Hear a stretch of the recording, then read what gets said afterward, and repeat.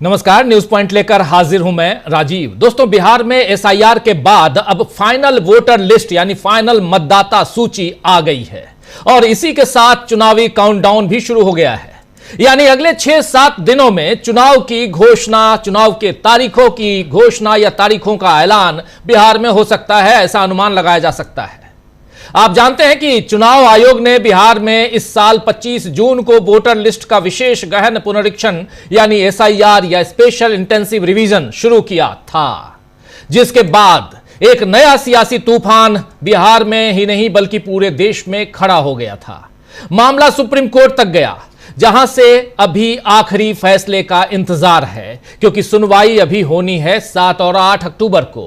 हालांकि पिछली सुनवाई में सुप्रीम कोर्ट के आदेश पर दस्तावेज की सूची में आधार कार्ड को शामिल किया गया है, लेकिन सुप्रीम कोर्ट ने 15 सितंबर की सुनवाई में यह भी कहा है कि अगर प्रक्रिया में कोई गड़बड़ी पाई गई तो फिर उसे रद्द कर दिया जाएगा। अब 7 अक्टूबर को सुप्रीम कोर्ट में सुनवाई होनी बाकी है, लेकिन इस बीच चुनाव आयोग ने फाइनल वोटर लिस्ट जारी कर दी है। इस लिस्ट के मुताबिक बिहार में कुल मतदाताओं की संख्या अब 7 करोड़ 41 लाख हो गई है। 7 करोड़ 42 लाख, 41 लाख कुछ करके 42 लाख कह लें, 7 करोड़ 42 लाख हो गई है। पहले की लिस्ट में 69 लाख मतदाताओं के नाम काटे गए हैं और 21 लाख नए मतदाताओं के नाम जोड़े गए हैं। एसआईआर के बाद अंतिम मतदाता सूची में 48 लाख कम वोटर्स हैं। अंतिम मतदाता सूची जो लास्ट है उस एसआईआर के हिसाब से 48 लाख, जबकि आप याद कीजिए इससे पहले जो ड्राफ्टेड लिस्ट आई थी उसमें 65 लाख कम थे, अभी 48 लाख कम हैं। आखिरी मतदाता सूची में कुल 7 करोड़ 89 लाख वोटर्स थे और इस बार 7 करोड़ 41 लाख वोटर्स, 42 लाख वोटर्स कहें, 42 लाख वोटर्स हैं। यह प्रेस रिलीज है, अभी जो बगल में इसके बाद साथ साथ आपके सामने हम रख रहे हैं वो है। जरा इस प्रेस रिलीज को भी हम बाद में दिखाएंगे आपको और थोड़ा एक्सपोज करके जूम इन में। लेकिन विपक्ष का आरोप है कि जिन वोटर्स के नाम काटे गए हैं उनमें अधिकतर महागठबंधन समर्थक थे और दलित, पिछड़े या अल्पसंख्यक समुदाय के थे। बिहार में महागठबंधन की वोटर अधिकार यात्रा के दौरान कई ऐसे एग्जाम्पल सामने आए जब जिंदा लोगों ने बताया कि उन्हें मरा हुआ बताकर नाम काटा गया है। दिल्ली में राहुल गांधी से आकर भी जिंदा वोटर्स जो मरे हुए थे लेकिन जिंदा हैं, उन्होंने मुलाकात की थी और अदालत में भी अपने जिंदा होने का सबूत इन लोगों ने खुद पेश होकर दे दिया था। कोई जिंदा है तो उसे मरा बताकर नाम काटने की गलती एक आध दो हो तो इसे मानवीय भूल माना जा सकता है दोस्तों, लेकिन एसआईआर के दौरान तो ऐसे 50 उदाहरण सामने आए और इसी तरह का एक साथ 80,000 मुस्लिम मतदाताओं के नाम काटने की सिफारिश का एग्जाम्पल भी हमने कल आपके सामने रखा था। बीजेपी बिहार में घुसपैठियों का मुद्दा भी बड़ा मुद्दा रहा है और बीजेपी खासकर इस मुद्दे को बढ़ा रही है, लेकिन अब तक कोई आधिकारिक आंकड़े नहीं आए हैं कि बिहार में कितने घुसपैठिए यानी भारतीय नागरिक बनकर वोट डालते हैं, जो घुसपैठिए हैं यानी बाहर से आए हुए हैं। अगर बड़ी संख्या में अगर हैं घुसपैठिए हैं और जो दावा होता रहा है बीजेपी की तरफ से, तब भी यह केंद्र और राज्य सरकार यानी मोदी और नीतीश की ही नाकामी मानी जाएगी। यानी एसआईआर में 69 लाख लोगों के नाम काटे जा चुके हैं। तो अब यह सवाल उठने लाजमी है कि क्या 2024 के लोकसभा चुनाव में एनडीए को लाखों फर्जी वोटर्स के कारण बढ़त मिली? यह एक बड़ा सवाल है। जरा दोबारा कह दे रहा हूं कि 2024 का यानी पिछले साल जो जून में चुनाव के रिजल्ट आए थे 4 जून को, उस रिजल्ट में जो एनडीए को और खासकर बिहार में जो बढ़त मिली थी, क्या इन लाखों फर्जी वोटर्स के कारण मिली थी?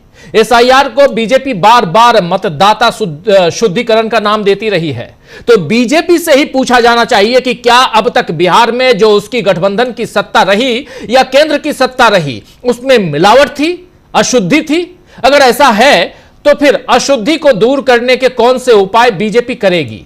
मान लिया कि आने वाला चुनाव मतदाता शुद्धता के आधार पर होगा, लेकिन जो पहले ही अशुद्धि है उसका भी निराकरण तो होना ही चाहिए। यह भी आश्चर्य की बात है दोस्तों कि एसआईआर पर एनडीए पूरी तरह से चुनाव आयोग की ढाल बनकर खड़ा रहा और विपक्ष को कटघरे में खड़ा करता रहा, जबकि उसकी नैतिक और राजनीतिक दोनों तरह से जिम्मेदारी बनती है कि वो मतदाता सूची के पुनरीक्षण में इस बार इस बात पर खासकर चिंतित होता कि एक साथ कई लाख नागरिकों को मताधिकार से वंचित करने का कैसा असर लोकतंत्र पर पड़ेगा।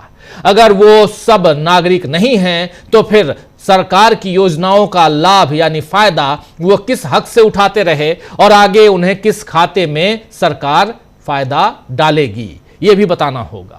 तो एक तरफ यहां पर 69 लाख लोगों के नाम जो हैं उसमें से जो ड्राफ्टेड सूची जो पहली पुरानी लिस्ट थी उसको अगर देखा जाए तो 48 लाख लोगों के नाम काट दिए गए, टोटल नाम 69 लाख लोगों के कटे हैं। लेकिन कुल मिलाकर एसआईआर की फाइनल लिस्ट आ गई है और चुनाव आयोग की बिहार में एक महत्वपूर्ण जिम्मेदारी पूरी हुई है। लेकिन अभी कई सवालों के जवाब भविष्य में सामने आएंगे और तब देखना होगा कि चुनावी ऊंट किस करवट बैठेगा। वैसे 6 या 7 तारीख के आसपास चुनाव की घोषणा चुनाव आयोग कर देगा। उसके बाद आचार संहिता लागू हो जाएगी। तब नीतीश कुमार तो न आयोगों यानी चुनाव आयोगों में नई नियुक्तियां कर पाएंगे, चुनाव आयोग के अलावा दूसरे आयोग की बात कर रहा हूं। नीतीश कुमार चुनाव आयोग की नहीं करते हैं, लेकिन नीतीश सरकार दूसरे आयोगों की नियुक्तियां करते हैं, वो नहीं कर पाएंगे और न ही लाभकारी घोषणाएं कर पाएंगे नीतीश बाबू। लेकिन मोदी जी केंद्र की तरफ से कितनी परियोजनाएं बिहार के लिए प्रत्यक्ष नहीं तो परोक्ष रूप से चालू करते हैं, यह देखना होगा। क्योंकि नरेंद्र बाबू जो हैं यानी नरेंद्र मोदी जी, वो कहीं ना कहीं चुनावी रणभेरी के बाद भी वो कुछ ना कुछ ऐसा करने की कोशिश करते हैं जिससे लाभ मिले, फायदा मिले उन्हें चुनाव में वोटर्स के जरिए। बीजेपी का डर तो अब खुलकर वैसे भी दिखने लगा है दोस्तों, और नरेंद्र मोदी का डर तो और भी ज्यादा दिखता है।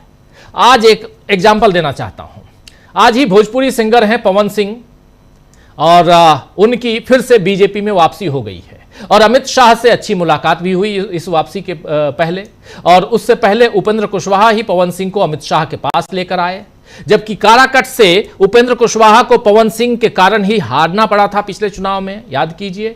और यहां सीपीएम प्रत्याशी की जीत हुई थी, जबकि पवन सिंह निर्दलीय खड़े होकर कुशवाहा यानी उपेंद्र कुशवाहा का वोट काटने में लगे हुए थे और काटा भी था। यह तस्वीर देखिए, आज उपेंद्र कुशवाहा खुद लेके जा रहे हैं पवन सिंह को, अमित शाह से मिलवा रहे हैं और उसके बाद बीजेपी में एंट्री हो रही है। जो पहले भी एंट्री हुई थी, फिर निकल गए थे, फिर अब बीजेपी में आ गए।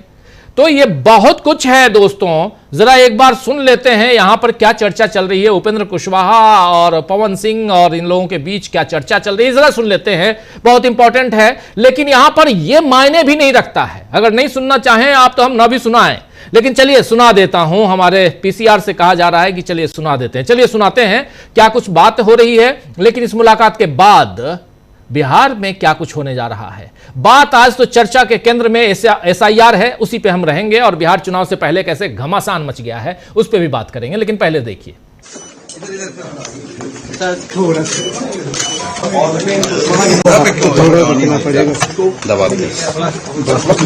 चलो धन्यवाद सबको। चलिए निकालते हैं।